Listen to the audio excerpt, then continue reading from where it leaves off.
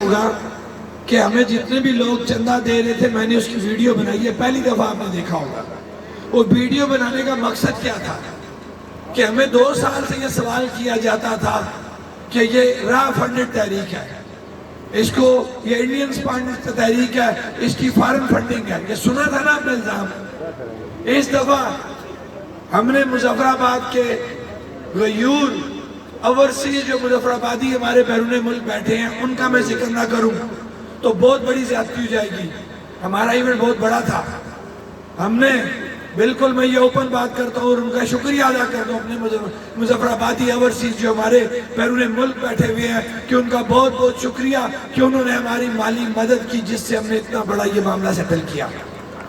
اس کے ساتھ ساتھ ہمارے لوکل وہ لوگ جو آج تک اس تحریک میں جب بھی ہمیں جانی یا مالی ضرورت پڑی، ان کا شکریہ ادا کرتا ہوں کہ انہوں نے اس بار پہلے سے بڑھ کر کے ہمارا ساتھ دیا، تبھی جا کے ہم اتنا بڑا ایونٹ کرنے میں کامیاب ہوئے۔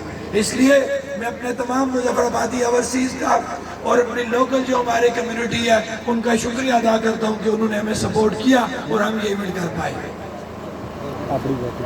خاص طور پہ اپنی تاجر برادری کا، کیونکہ میں ایک بات اور کروں گا کہ جس دن یہ فیصلہ آیا تو میں نے ایک بات کہی تھی کہ اب یہ دیکھنا کہ پہلے سے زیادہ لوگ آئیں گے، تو اللہ نے وہ بات سچ ثابت کی کہ پہلے سے زیادہ لوگ آ گئے۔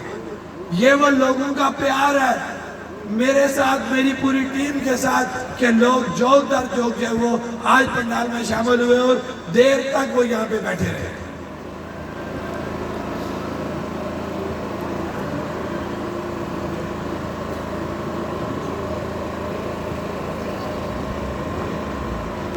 کیونکہ اس کے بعد اعلامیہ بھی پڑھنا ہم نے، میں صرف اتنی سی بات کروں گا، جو موجودہ حالات بنے ہوئے ہیں کہ جنگ لگی، جنگ ختم ہو گئی، سیز فائر ہو گیا، اتنی بات تو سمجھ آ گئی نا۔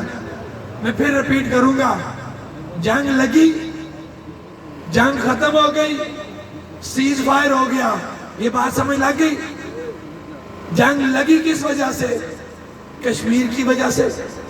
یہی بات کہی جا رہی ہے کہ کشمیر ایک متنازع خطہ ہے، جس کی وجہ سے یہ جنگ لگی، لوگ شہید ہوئے، گھر تباہ ہوئے، مساجد شہید ہوئی، لوگوں کا مال جان مالی طور پہ وہ نقصان ہو گیا، دکانیں ڈیمیج ہو گئی، کاروبار ختم ہو گئے۔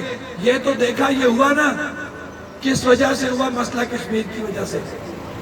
جنگ لگی، امن ہو گیا، سیز فائر ہو گیا، پوسٹیں والے کر دی گئی، لیکن مسئلہ کشمیر کہاں پہ ہے؟ کشمیری کہاں پہ؟ کسی نے سوچا؟ کسی نے پوچھا؟